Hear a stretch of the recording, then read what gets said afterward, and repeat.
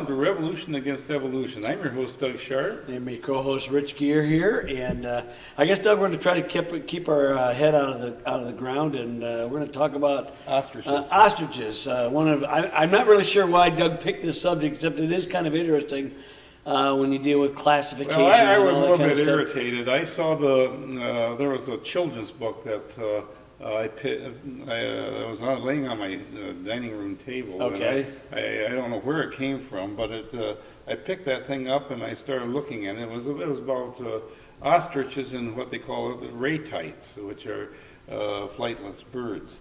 Mm-hmm. And it was this zoo book that talked about it. It was more of a children's book, and it was going into all these different evolutionary scenarios and talking about the different kinds of Ratites, which include the things like the cassowary, the emu, the rhea, and the of course the ostrich, and the extinct moa. Extinct moa, dodo, I think is. I was trying to figure out where. Yeah, well, dodo was a flightless bird, so yeah, probably would have been. And so, and also like the kiwi, but kiwi. You could maybe even think about penguins in that category, but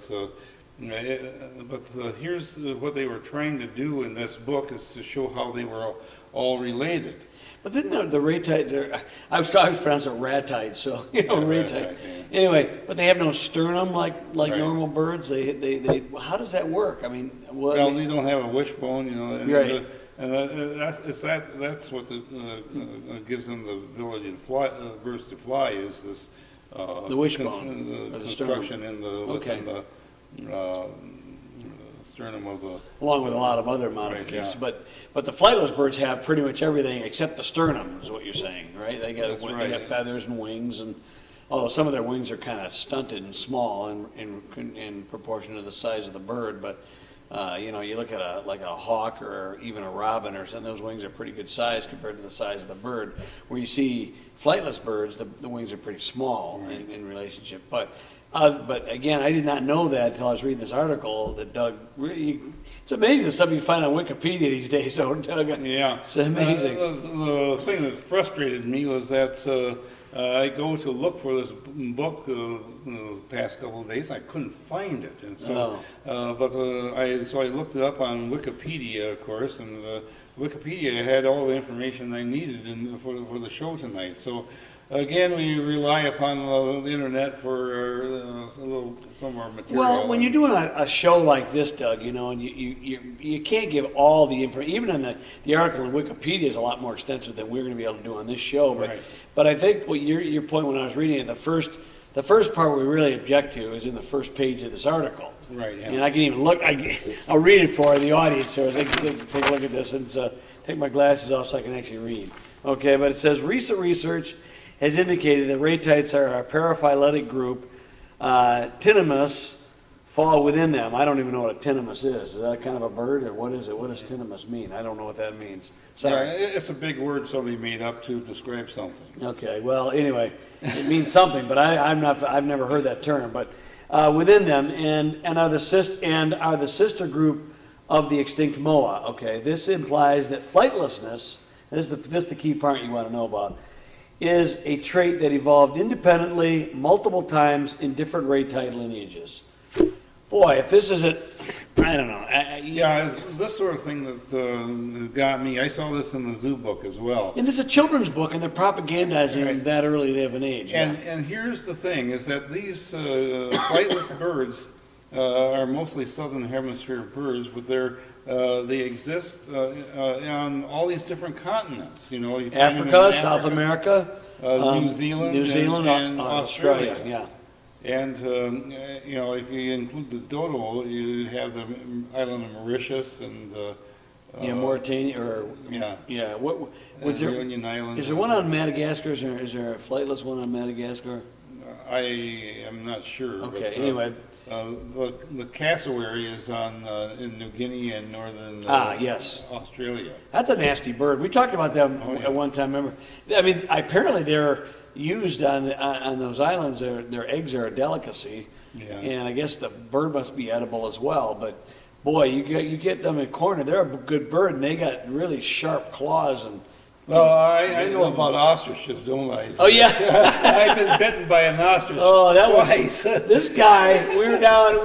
It's down in Texas of all places. Yeah, the Fossil Rim Nature Center. Yeah, and Doug's trying. He's trying to be his usual unassuming self, and we're in this wonderful little animal sanctuary. And there's all kinds of African. Birds and lions and all kinds of stuff. And Doug's out going down, and they give you this food you can give the ostriches, and you can throw them out. And of course, Doug made a mistake of opening the bag up with the bird right outside. That bird come right in the window, went boom, and nipped him a good one. Oh, got me good. That was so fun. It happened so fast. It's like, wow. Whoa, it's good that they don't have any teeth. The cassowary could really draw blood. I mean, they could. The ostrich, I guess, could draw blood too, but they're toothless. But their beaks are. It probably scared you as much as hurt. Yeah, I would guess. But I wasn't hurt. But the cassowary, though, those things can hurt you, from what I understand. They're I aggressive. don't think you really want to be in the same area as an ostrich. In the wild. Although I understand that there's people who actually ride them. Like yes. a horse. Yeah. Well, I know that's true. I saw Swiss Family Robinson, man. Didn't the guy ride the ostrich in that movie? I remember that. I grew up with that movie. I love that. The guy was right. I says, yeah, you can ride ostriches. How cool is that? But Swiss Family Robinson on ostrich on the island. Yeah. Well, that was probably that was probably a how shall I say it? A mixed metaphor of an island. We don't know what island we don't it was. know what that was. Yeah. No. Anyway, all I know is there were ostriches and the guy was riding them, and so hey, I believe it. So, but the point of it is, ostriches, flightless birds.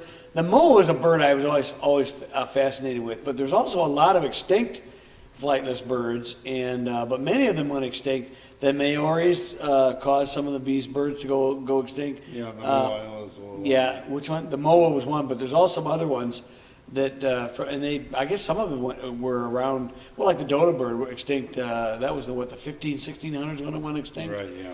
But some of them went extinct as late as the 1800s. So, but as a lot of birds, they either get hunted or their habitats get encroached upon or whatever. But so, Doug, what do you think about this multiple? I know what you think about it, but why don't we talk a little bit about that idea of multiple evolutionary, transitionary things? Well, here's the one thing is that they are trying to show an evolutionary lineage and the classification between all these animals, showing that the one came from the other. Yet they admit in this that they had to have multiple. The flightless had to have evolved multiple times. And they say that why, Doug?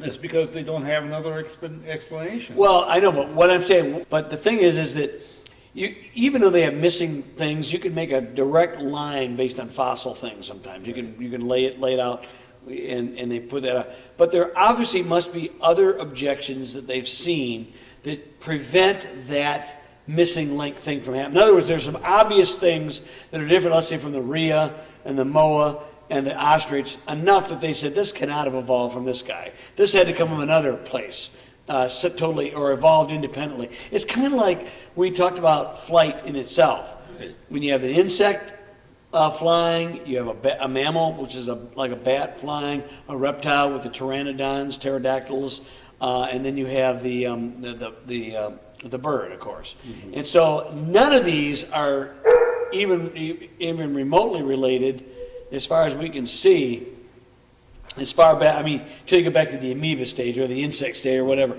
But they're thinking, wait, these are already insects, and they've evolved a different way of flying than they do the other one. And what I'm getting at is, even in flightlessness, Doug, there must be some distinctions that are so divergent that they have to postulate different evolutionary steps happening, causing the same thing to happen through different processes. What I'm getting at. I don't know what those would be, but what do you know what they would be, Doug? Well, what they do is they give it a name, and they call it convergent evolution. We know what that is, yes. But they have problems with various kinds of animals that have similar characteristics, but they couldn't have evolved from each other because they have The dragonfly, for instance, it was already a well-developed insect, and, Right. it's flying. A bird is a well-developed, species or kind, if you will. And bats. And bats are well-developed. In other words, they can't even imagine a universal flight mechanism that a bat, an insect, a mammal, an insect, a reptile, and a bird could all come out of this. So they had to happen at separate times. But we, as Christians who believe in a Creator God who has these similar designs already part of His program that He put together in the DNA molecule, and all of life contains all these different characteristics. He had those plans specifically set in His creation. Well, Doug, as an artist, I know how that works. Look, just because you could recognize my handiwork, whether if I do an oil painting, or if I do a sculpture, or an illustration, but they're all different. They're different techniques, different things, and this is just a human being doing. The other thing I wanted to talk about was the problem of how do these different Ratites get to all these different continents in the evolutionary scenario. Land bridges. Well, not land bridges. One guy was talking about they sort of rode along as Gondwana. Gondwana land, yes, the supercontinent. Yep. Separated, but what we see in the fossil record is evidence of cataclysm. You have all this deposition that's on the continents. That's not on the in the ocean floor. You don't see fossils forming on the ocean floor now. If you go down and dive to the bottom of the ocean to see where the Titanic is, and on the ocean bottom, there's no fossilization occurring there. Nothing, yeah. And so what we have here is a problem that the Ratites have to either ride the continents as they separate, or they have to be transported there by boat of something. And that actually is a good explanation from a creationary standpoint, is that the evolutionists would portray primitive man as not being capable of building boats to migrate to the various continents. But a recent research has been done on Polynesians and their travel, that they went from to Easter Island, and also they believe that they actually reached South America. And the Polynesians have excellent navigation skills. Well, Doug, we've talked about for many, many years, and there's a big theories out right now about did ancient man, I say ancient, I'm not talking about like, hundreds of thousands, I'm talking about, like Phoenicians and old world people get over to the Americas in ways, and there's a lot of shows going on right now. It's called the diffusion theory of migration, right? And even some creationists are wondering. We've looked at some of the stuff, and it seems to be some of the Phoenician artifacts have Michigan signature copper in its bronze artifacts.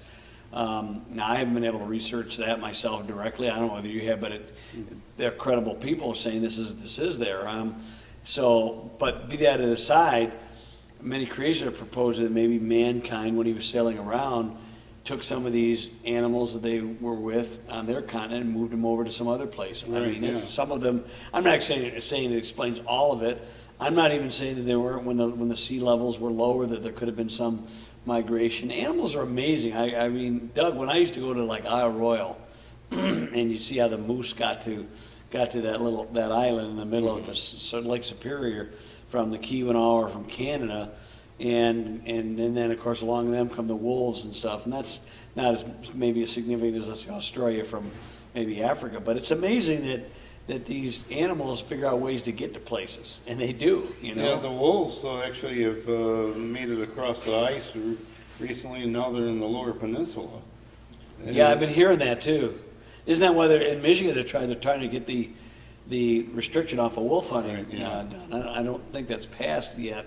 I don't know if it will or not, but because yeah, they're coming down here in the Yeah, Lower there Peninsula. was a wolf hunt last year, I think. There was one? Okay, I wasn't sure if there was. But Okay. I don't know if that's... But anyway, but so migration, actually transportation are ways, but there's all human endeavor. See, the evolutionary thing has to propose these creatures evolve separately over hundreds of thousands of years of time. But even they have to acknowledge, even based on their scenarios, the flightlessness is a fairly recent phenomenon. Right, yeah. It's not, you don't get deep time. You don't get like millions of years of evolutionary time to do these things, you know? Yeah, and the separation of the continents is really in the wrong time for all these birds to have ridden the continents in their separation. So what we're telling you is, look, there's speculation on both sides of the camp, whether it's creationary or evolutionary, but we think the creationary viewpoint is much more viable, much more realistic. It's to me, this whole thing that they're doing,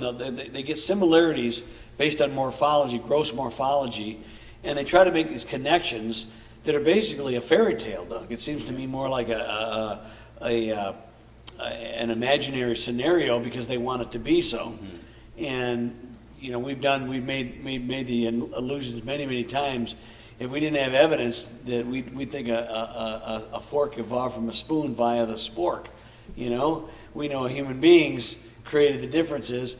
In this case, God created the differences in the animals to start with. You know. Right. Now, are we saying that from, if you could see, let's say, I don't know what the relationship, this is not an area of my expertise whatsoever, so I'll be candid, you know, at full disclosure, but I don't know what the relationships of a lot of these flightless birds are, whether any of them could have been variations of one kind of a bird or another. Do you know what I'm saying? I don't know whether a rhea could have come from an ostrich or a kiwi could have, or, you know, I don't know. Because like, the example I'm trying to give is like, we believe lions and house cats are all one created kind, right, okay?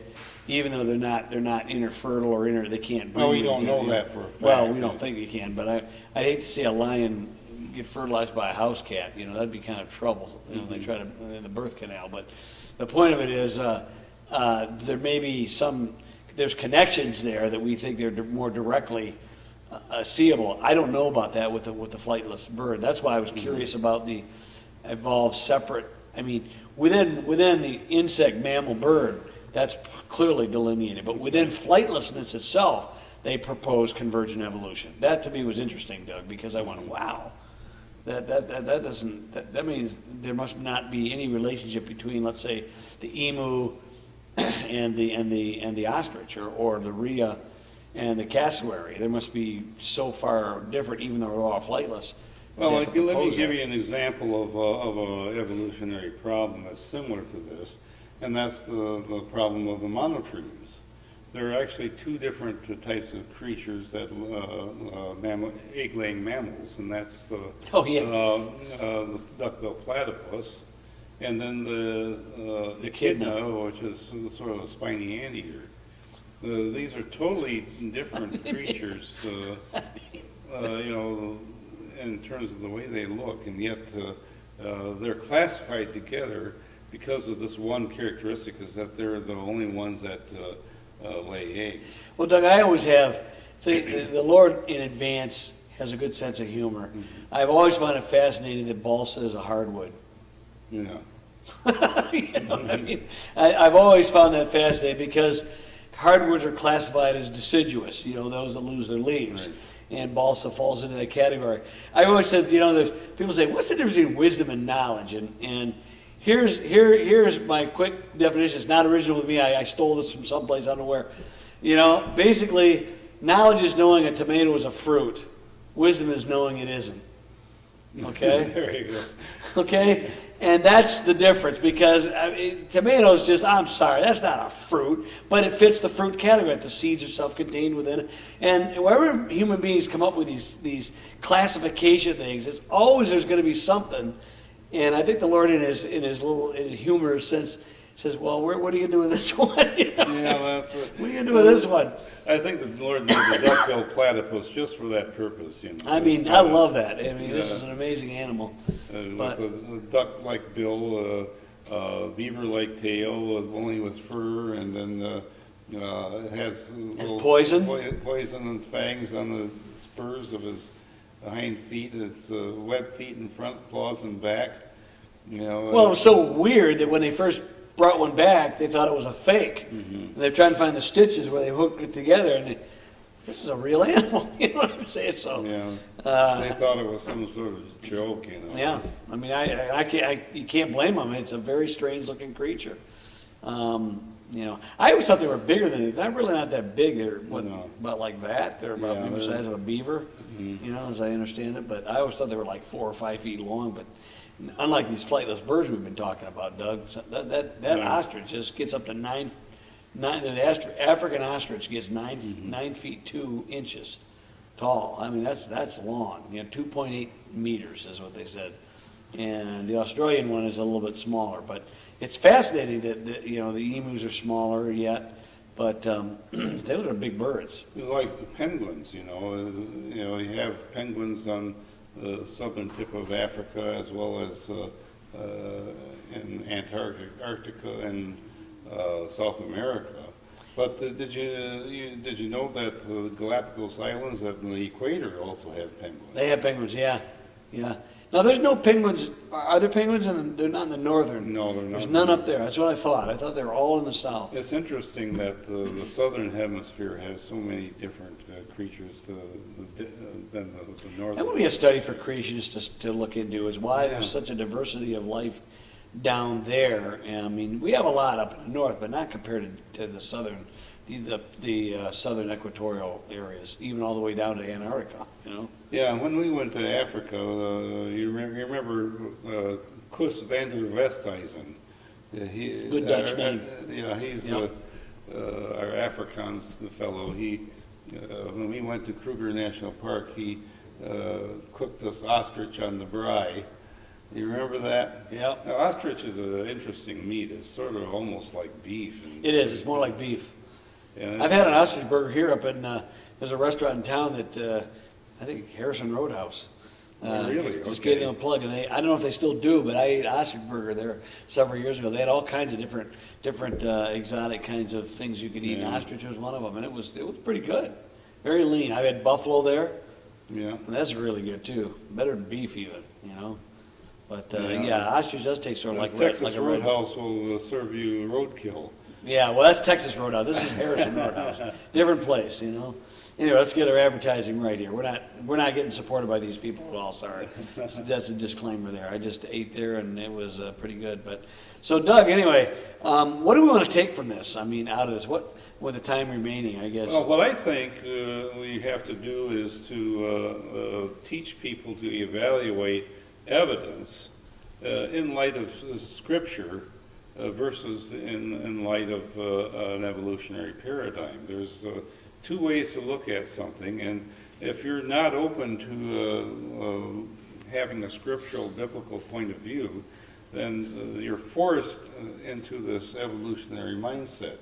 And I think that's what has gone on with this research, is that there is this arrogance that people have who are to be arrogant against God.